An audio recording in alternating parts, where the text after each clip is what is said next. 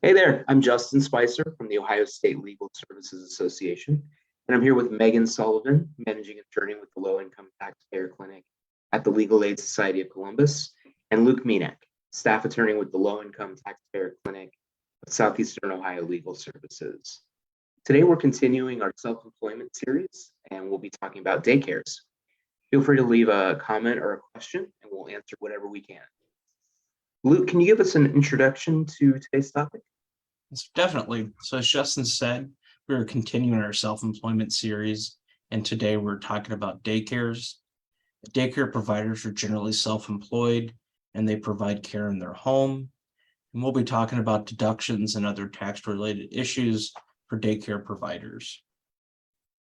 Megan, do you want to get us started with business deductions? What's one deduction that daycare providers may not be familiar with? Well, daycare providers can deduct the cost of meals they provide to children they're watching. Currently, providers can claim $1.66 for breakfast, $3.04 for lunch, $3.04 for dinner, and $2.91 for 3 snacks. This is a daily maximum of $10.65 per child. If your actual cost is higher, keep records of your expenses to show the difference. The daily maximum rate does not include the cost of non-food supplies, for example, utensils, paper towels, paper plates, etc., which may be deducted separately as a supply expense. And Luke, if somebody is regularly using space in their home for providing daycare, can they claim a deduction for that part of their home? Maybe. So there are some strict rules to deduct the business use of your home. You have to be providing daycare on a regular basis for children, people age 65 or older, or people who are physically or mentally unable to care for themselves. Also, the provider must be licensed with the Ohio Department of Job and Family Services, and you can visit their website for additional information. If you meet those qualifications, to deduct the business use for your home, you'll need to calculate the percentage of business use, both the space used to run the daycare business and the amount of time that the space is used to provide daycare, including preparation and cleaning time. So here's an example. A daycare provider uses their living room, kitchen, and bathroom 10 hours a day, 5 days a week to provide licensed daycare services. The taxpayer's home is 2,400 square feet, and the living room, kitchen, and bathroom are a combined 1,400 square feet.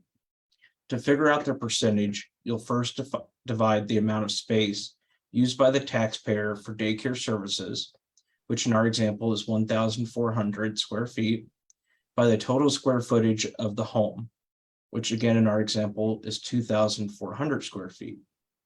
In this case, that would equal 0.58. Next, you divide the number of hours the taxpayer provides services, so that'd be 10 in our example, by the hours in 1 day, so by 24. Here, that would be 0.42. Finally, you divide the number of days the taxpayer uses the space, so 5 in our example, by the number of days in a week, so 7. And that would be 0.71. Once you figure out these numbers, you multiply 0.58, the amount of space used to run the daycare, by 0.42, the amount of time the space is used to run the daycare, by 0.71, the number of days in a week used to run the daycare. For our example, you'll arrive at 0.1729. You'll take that number and multiply it by 100 to calculate the percentage. In this case, the taxpayer uses 17.29% of their home for daycare purposes. And Megan, what does the taxpayer do once they figure out the percentage of business use?